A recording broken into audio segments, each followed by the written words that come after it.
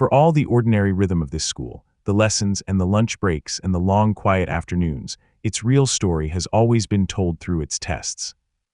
Not the soft monthly tally of points that ticks along in the background, but the great staged trials the school springs on its students without warning, the special exams, where hundreds of points can move in a single afternoon, where classes rise and fall against one another, and where a single wrong choice can quietly end a person's time here altogether.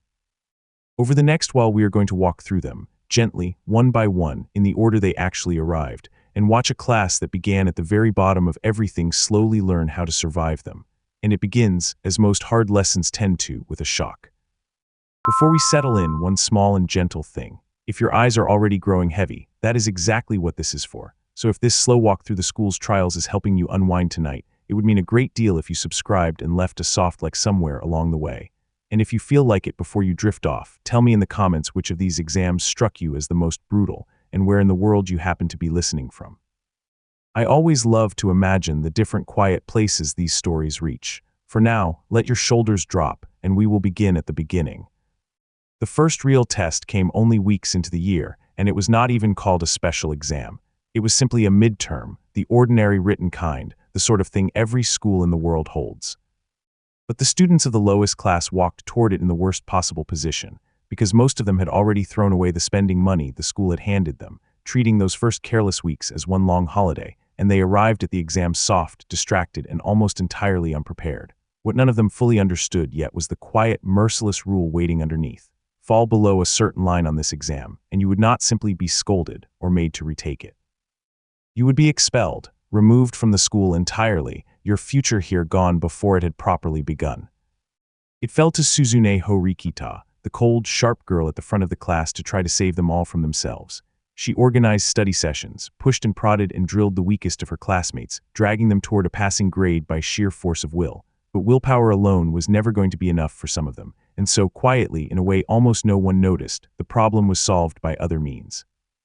Ayanokoji arranged, through points he had been carefully saving, to obtain copies of past examinations from an older student, material that turned an impossible test into a survivable one. The class studied from questions it should never have had, and it passed, and most of them never once wondered how. Even so, one of them very nearly slipped through the net. Sudo, a tall, hot-tempered boy who lived for basketball and had spent years pouring everything into sport and almost nothing into books, came up short in a single subject, failing his English by the narrowest margin imaginable, one solitary point. And by the plain rule of the school, that 1 point was enough. He was to be expelled. What saved him in the end was not mercy but money. Through careful negotiation, a single point was purchased on his behalf, bought back for a sum of 100,000 private points, an enormous amount for a struggling class to gather, spent to undo one failing grade for one boy. He stayed, and the lesson landed on the whole class at once, cold and clear. This was a place where a future could hang on a single point, and where even that could be quietly bought if you had the foresight to save. It is worth pausing on what that first exam did to the class, because the mark it left was permanent. Up until then, the students had been treating this school as a place that would look after them, a strange but ultimately generous institution that handed out fortunes and seemed to ask very little in return. The midterm ended that illusion in an afternoon. They understood, suddenly and all at once, that the adults here were not going to save them, that there was no net waiting beneath the tightrope, and that the cheerful boy at the next desk could simply be gone by the end of the week and never spoken of again. Fear walked into that classroom for the first time, and it never really left again. And it changed the way they worked. The study sessions that had been a joke a month earlier became something closer to desperate. Students who had never willingly opened a book in their lives sat down and opened one, not out of ambition but out of raw self-preservation. It was an ugly, panicked, unlovely sort of effort, nothing at all like the calm discipline of the top class across the campus, but it was effort, and it was the very first time this class had ever produced any. The one person entirely untouched by that panic was Ayanokoji. While everyone around him scrambled, he simply sat and calculated, and arrived at a quiet conclusion of his own, which was that he would answer exactly enough questions correctly to be forgettable, and not one single question more. He could have topped the entire year. He chose instead to land comfortably in the middle, a score high enough never to be at risk and low enough never to be remembered, and he did it with a precision that should have looked deeply suspicious to anyone paying attention. No one was paying attention. That, of course, was precisely the point. That was only the warm-up, though, an ordinary exam with the school's teeth showing through it. The first true special exam, the first of the great stage trials, arrived in the heat of summer, when the entire first year was loaded onto a ship and delivered to a remote southern island and left there to survive. It was called the Deserted Island Exam, and it ran for 7 long days. Each class was handed a modest pool of survival points to spend on gear, on food, on water, on the small comforts that would make a week in the wild bearable, and then simply turned loose to fend for itself. But underneath the survival was a game, and the game was the real test. Every class secretly chose one of its own to serve as its leader, a hidden figurehead whose identity had to be protected at all costs. Because on the final day, each class would be given the chance to guess the leaders of its rivals, and a correct guess was worth a great deal of points, while being caught, having your own leader exposed, cost you dearly and stripped away the bonuses you had spent all week accumulating. So the island became a slow, patient game of hiding and watching, of feeding false impressions to anyone paying attention, of guarding your own secret while quietly trying to tease out everyone else's. The lowest class played it beautifully, and the credit belonged, as it so often did, to Ayanokoji, the boy no one suspected of anything.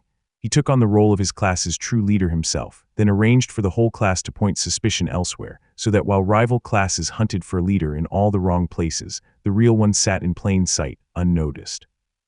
And when Ryuan set in motion an elaborate scheme to expose him, he saw it coming and quietly dismantled it, turning the trap back on the one who set it.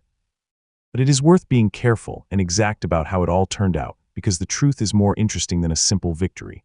When the final points were tallied, the lowest class did not finish first. In raw numbers, it actually finished last of the 4, still carrying the weight of everything it had squandered before it ever reached the island. And yet it had gained more points across that single week than any other class, by a wide margin, a huge leap forward from where it had started.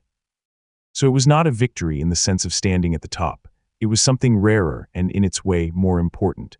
It was the largest comeback of the whole exam, the first real sign that this class, written off by everyone including itself, might actually be capable of climbing. It is worth lingering on how that comeback was actually engineered, because none of it was luck. Ryuan had come to the island with a scheme of his own, a plan to smoke out the hidden leaders of the other classes through pressure and force, to expose them on the final day and strip away everything they had gathered. He was cunning and patient, and he came genuinely close to pulling it off. But Ayanokoji had seen the shape of it early, and rather than simply defending against it, he let the scheme run just far enough to commit its author fully to it, and then quietly turned it inside out, so that the trap sprang shut on the very person who had built it. His rival ended the week having spent enormous effort to accomplish almost nothing, while the lowest class slipped away with the largest single gain on the whole island. It was the first clear glimpse of a pattern that would repeat for years to come, an opponent constructing some elaborate machine of a plan, and Ayanokoji letting it build and build and build, and then removing one small hidden piece so that the entire thing collapsed under its own weight. And the island did something to the class as a whole, beyond the points. A week of living rough, of sharing out water and firewood, and the misery of the heat, of depending on one another simply to get through each day, quietly welded them together in a way no classroom ever could. The students who had spent the spring as strangers sharing a room came off that island having survived something together, and it left behind a thin residue of trust, faint but real, that would matter more and more as the trials grew harsher. The school had meant the island as a test of survival and information. It had also, almost by accident, handed the lowest class its first true taste of being a team. The island gave one of its students, in particular, a lesson she would carry for the rest of her time at the school. Horikita, who had insisted from the very start that she needed no one, that other people were only ever wait to be dragged, pushed herself past her limits out there in the wild, and in a desperate physical struggle against Ibuki, a fierce girl from a rival class, simply collapsed. Her body gave out beneath her. And in that moment, flat on the ground and unable to think or study or will her way through the problem alone, she was forced to face the one thing she had spent her whole life refusing. She needed the people around her. She needed allies. It was on that island, worn down to nothing, that Horikita first began, reluctantly, to become someone who could lead. So by the end of that first summer, the class had learned the shape of the thing it was inside. It had learned that a future here could turn on a single point, and that points could be spent to buy one back. It had learned that behind every survival test sits a hidden game of information, and that winning it has less to do with strength than with who can see what everyone else is trying to hide. And one of its number had learned, the hardest way there is, that no one climbs this school alone. They were no longer quite the same careless students who had thrown away a fortune in their first month. They had been tested twice now, and they had survived both times, once by quiet cleverness and once by sheer stubborn effort. But the school was only warming up. The trials so far had been about survival, about not falling. The ones that came next would be grander, stranger, and built as much for spectacle as for cruelty, beginning with a luxury cruise across the open sea, where an entire year of students would be scrambled together, set against one another in secret, and quietly invited to betray the people sitting right beside them. The cruise came only a few days after the island, before the students had properly caught their breath. On the surface, it looked almost like a reward, a great luxury ship gliding across the open sea, comfortable cabins, and fine food in the sense, for a little while, of having been let off the hook. But nothing on these grounds is ever quite what it seems, and this was not a holiday. It was one of the school's most quietly vicious tests, and its entire design was built to turn friends into informants and neighbors into targets. Here is how it worked. The whole of the first year was taken apart and reassembled, shuffled out of their usual classes, and into a set of mixed groups, each one stitched together from students of all 4 classes at once. And hidden inside every single group was one special person, secretly marked out as that group's most important member, though the mark was concealed behind a quiet rule that the students had to work out for themselves.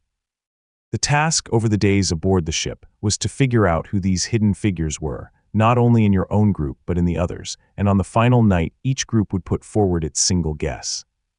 But the sting was in the scoring. Guess wrong about another group's hidden member, and you did not simply lose a little ground. You handed that person an enormous windfall of spending money and cost your own class a painful chunk of its standing. And there was a darker option woven in as well, an open invitation to betrayal. A student could choose to expose the hidden member of their own group, to sell out the very people they had spent days sitting beside, in exchange for a gain to their own class and a loss to the exposed students. The school had built a machine designed to reward treachery, and then it sat back to watch who would reach for it and who would not. The lowest class, learning fast now, played the information game with real care, working out the hidden rule and coordinating quietly across their scattered groups. There is a moment that captures the whole strange spirit of the thing, when Ryuan, unable to reason his way to an answer, simply watched people's faces instead, catching the tiny involuntary flickers of expression that everyone else missed, and picked out a hidden member that way, by reading guilt and tension in the twitch of an eye. It was a reminder that on this ship, the real contest was never about knowledge at all. It was about who could see through everyone else.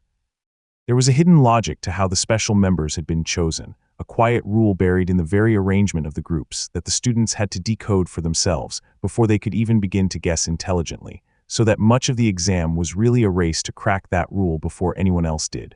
Once you understood it, the hunt became a matter of careful deduction.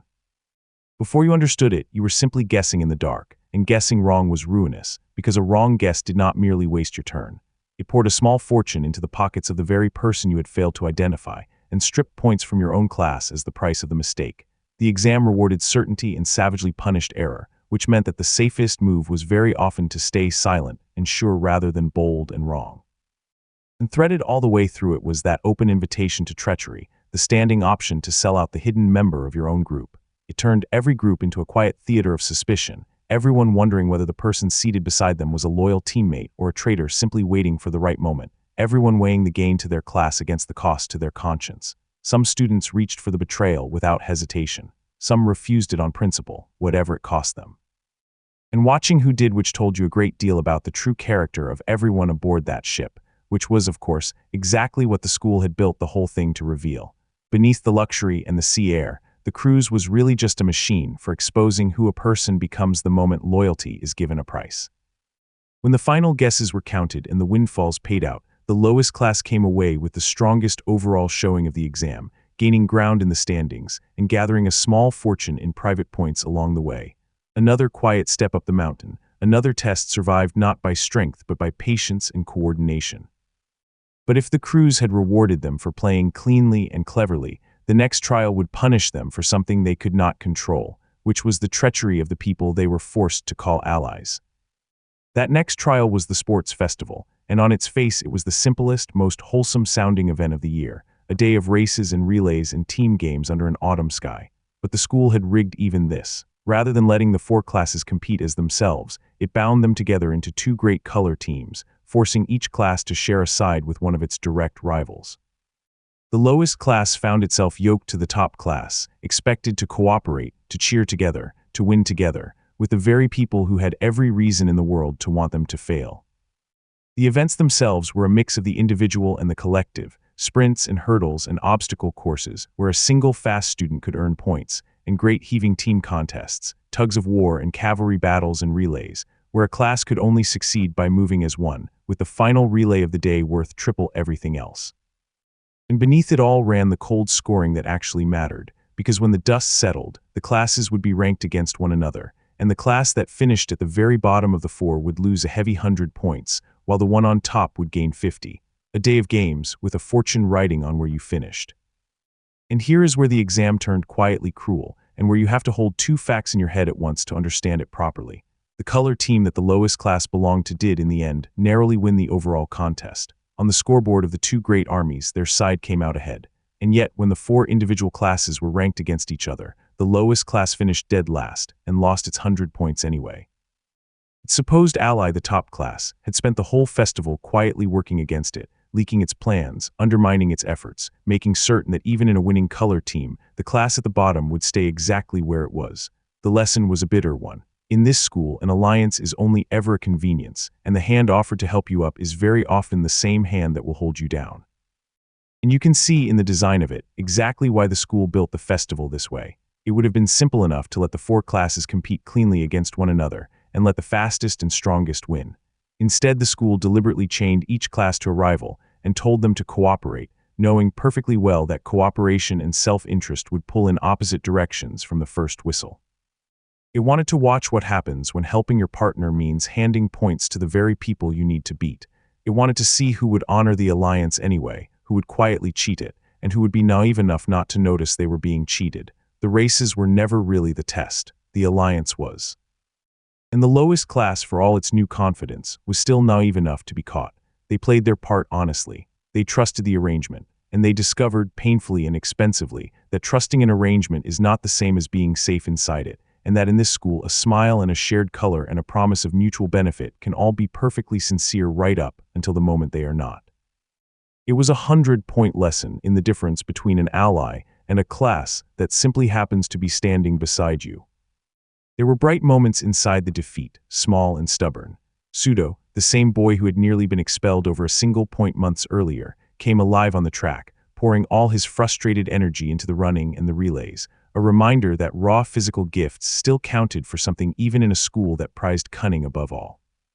And Ayanokoji, at the center of everything, did what he always did, competing just well enough to be useful and never so well as to be noticed, keeping the true ceiling of his abilities hidden even here, on an open field in front of the entire school, where it would have been so easy and so tempting to simply let himself win. So the spectacle exams left the class with a strange, mixed inheritance. The crews had proven that they could think and coordinate and win cleanly, that they were no longer the helpless stragglers of those first careless weeks.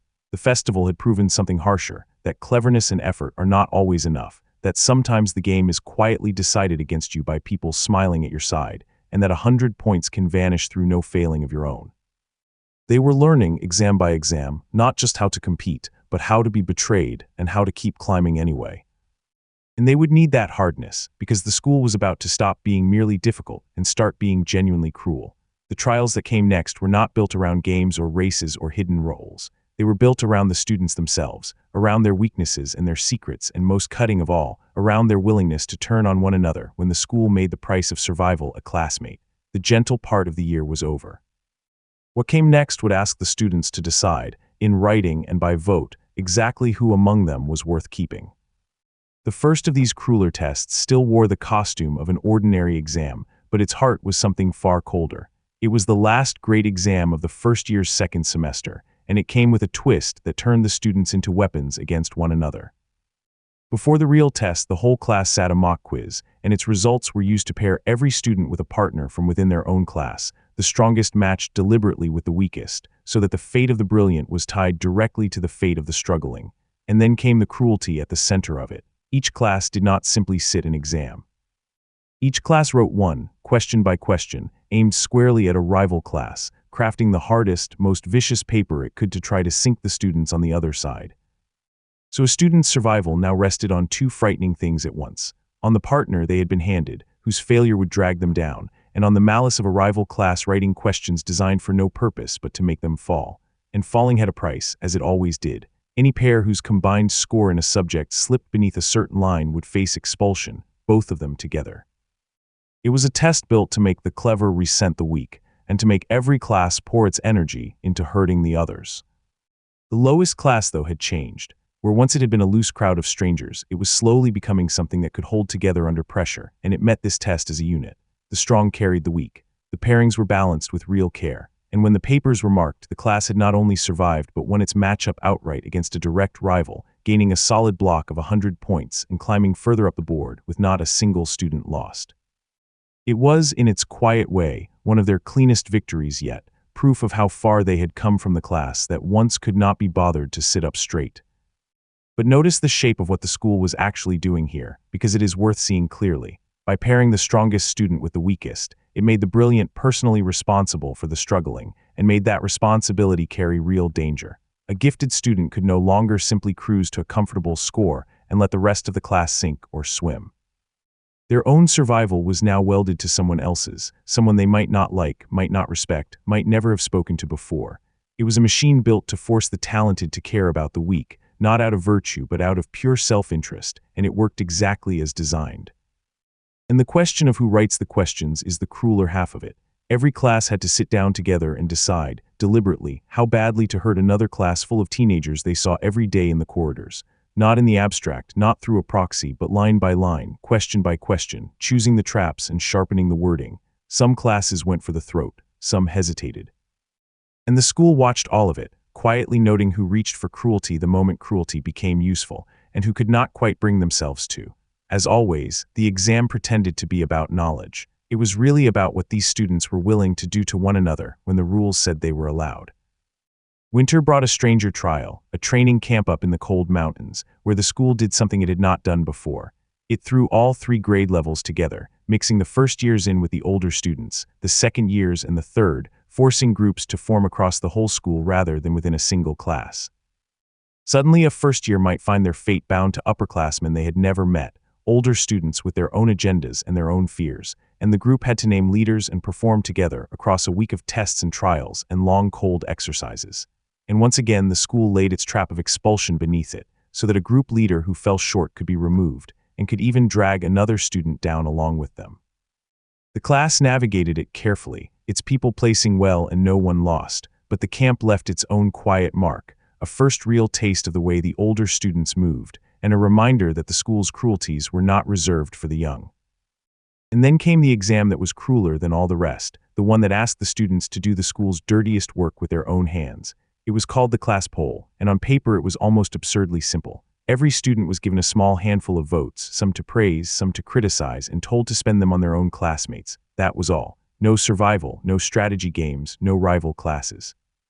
Just a room full of young people quietly deciding, in secret, what they truly thought of the people they saw every single day. But the stakes underneath that simple act were enormous. The student who gathered the most praise would be rewarded with something rare and precious, a protection point, a single stored shield that could one day override an expulsion and save them from a fall. And the student who gathered the most criticism, the one their own classmates most wanted gone, would be expelled. Not by a rival, not by a teacher, not by some cold mechanism of the school, but by the quiet resentment of the very people they sat beside. The school had found a way to make a class execute one of its own, and to make each student complicit in it, and then it simply handed them the ballots and stepped back. It was an ugly, wrenching thing to watch unfold. Old friendships were suddenly weighed against grudges. Small dislikes, the kind that usually stay buried and harmless, were dragged out into the open where they could do real damage. Everyone in the room understood that their votes might end someone's time at the school, and everyone had to cast them anyway. And in the lowest class, beneath all of that raw human tension, Ayanokoji was doing what he always did, reading the currents, nudging things one way rather than another, steering the outcome from the shadows so that the fall, when it came, landed where he had decided it should. In the end, the most praised student in the class received their protection point, a small mercy earned from the goodwill of others, and the student buried under the most criticism was expelled, carried out of the school by the collective decision of their classmates. It was the first time in the entire year that a first-year student had actually fallen, actually been removed, and it landed on everyone with a terrible finality. The threat of expulsion, which had loomed over exam after exam without ever quite touching them, had finally reached out and taken someone real. The game had teeth after all, and now they had all seen them close. It is worth noting what the survivor at the other end of that pole walked away with, because it would come to matter enormously. The protection point handed to the most praised student was not merely a trophy or a token. It was a genuine shield, a single stored escape that could one day cancel an expulsion outright, and in a school where a person could be removed at almost any moment, such a thing was worth more than nearly any pile of points. To be the most valued person in the room on that one day was to be handed a small piece of armor against the school's very worst blow. And in another class entirely, that same poll played out with a colder logic still, when a student who found himself sinking toward the bottom of the votes simply bought his own survival outright, spending an enormous fortune to cancel the expulsion the ballots had tried to hand him. It was a reminder that even here, even in a test meant to be settled by pure human feeling, money could still reach in and quietly overturn the result for anyone rich enough to afford it. The poll asked a class to choose who it valued and who it did not, and then let the wealthy edit the answer. That expulsion changed something in the air of the school. Up to that point, for all the pressure and all the near misses, the students could half convince themselves that no one really fell, that the school's threats were mostly for show, that cleverness or effort or a timely fortune in points would always be enough to save everyone in the end. The class poll ended that comfortable illusion for good. It proved that the school meant exactly what it said, that a person could be here one day and simply gone the next, chosen by the people they trusted most, and that no amount of survival in past exams guaranteed survival in the next. And yet the year was not quite finished with them, because one last great trial still waited, the true finale of the entire first year. It would gather all that they had learned across every exam that came before, the information games and the alliances and the hidden roles and the hard arithmetic of points, and it would let Ayanokoji at the heart of the class step forward at last, out of the shadows he so preferred, and openly command his class in the light for the very first time. The first year had broken them and remade them. Now it would ask them to prove what they had become. The finale of the first year was called the event selection exam, and it was, in a way, a distillation of everything the school had spent a year quietly teaching them. There were no survival tests here, no islands or ships, just a clever, layered game of strategy between the classes.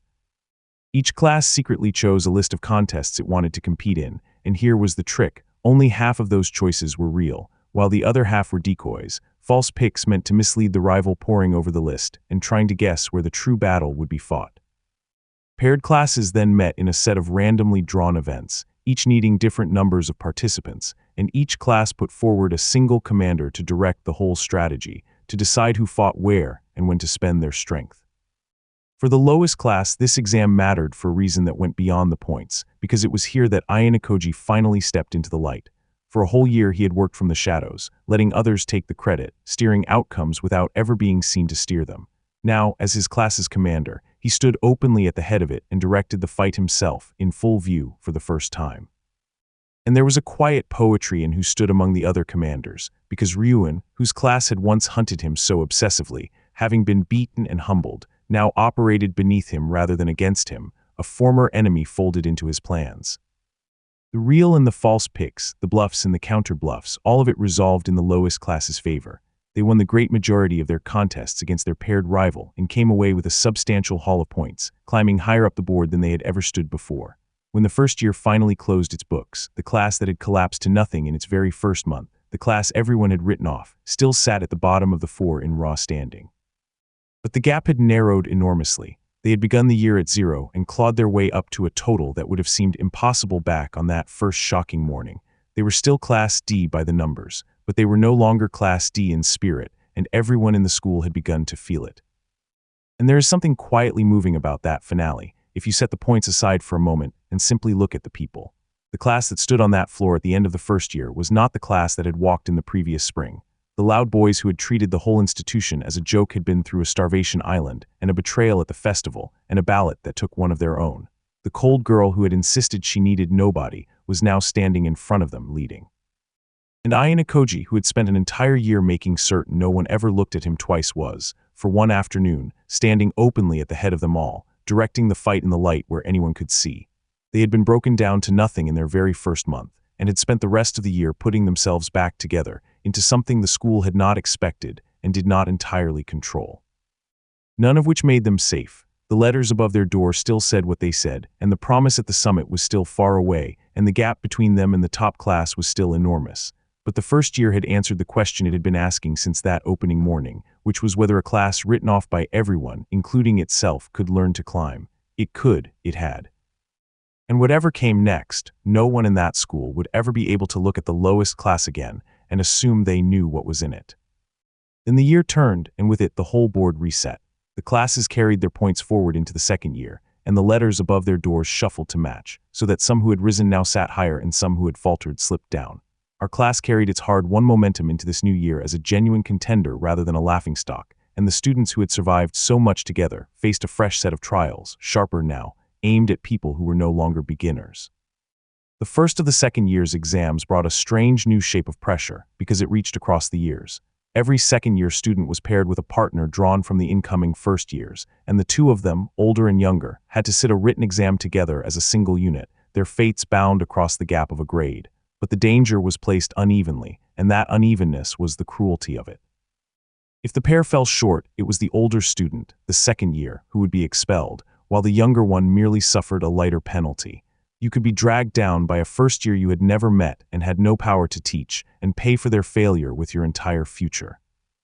Ayanokoji was handed one of the most dangerous partners of all Hosen, a hostile and aggressive new first year, one of a wave of sharp and unfriendly newcomers who had arrived that year carrying their own agendas and their own quiet threats. It was the first sign that the second year would not simply be a rerun of the first, that new and colder forces had entered the school.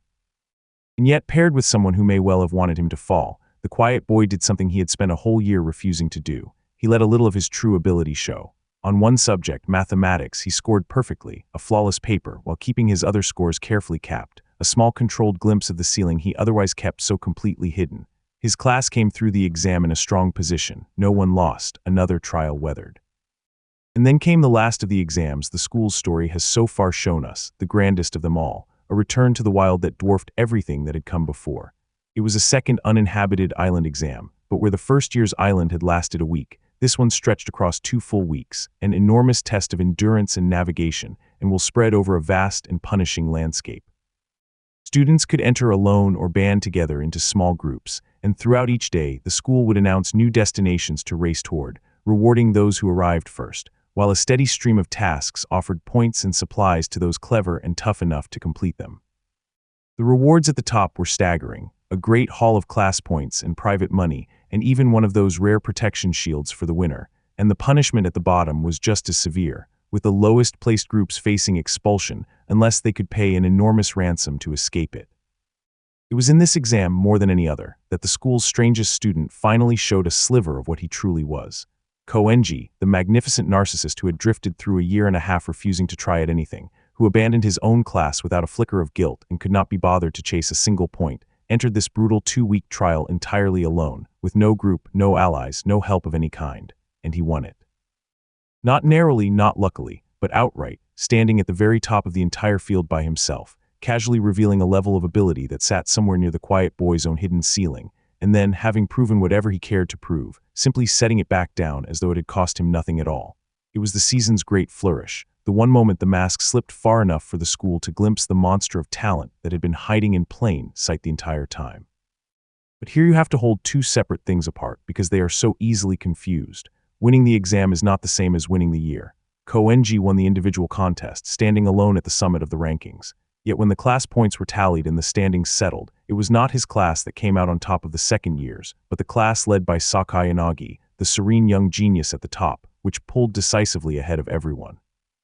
Our own class, for all its growth, landed in the middle of the second-year pack, still climbing, still contending, but not yet at the peak. The one who wins the trial and the class that wins the year can be, and here were, two entirely different things. There was a darker note threaded through that island as well, a glimpse of how cruel the older students' world could be. Nagumo, the ambitious young man who now ruled the student council, drove his own group hard and refused, coldly, to slow down and carry the weaker students of his own year. And that refusal had a terrible cost, because when the exam ended, a whole cluster of third-year students, left behind and unable to keep pace, were expelled all at once, a small massacre of futures, sacrificed to one leader's unwillingness to be slowed. It was a reminder that the exams never stopped being dangerous, that even in the upper years, even for the strong, a single test could still end everything. For all its scale, that second island ran on a simple, punishing engine.